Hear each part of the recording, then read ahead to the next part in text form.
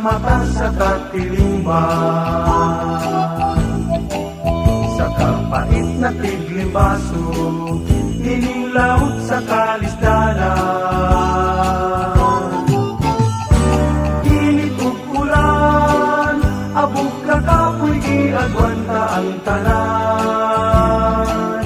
Ugtong tinguha, kamo kaalagaran. Repochero,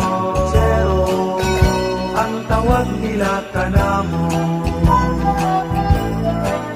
Panginabuhi, utang sa butang kabayo.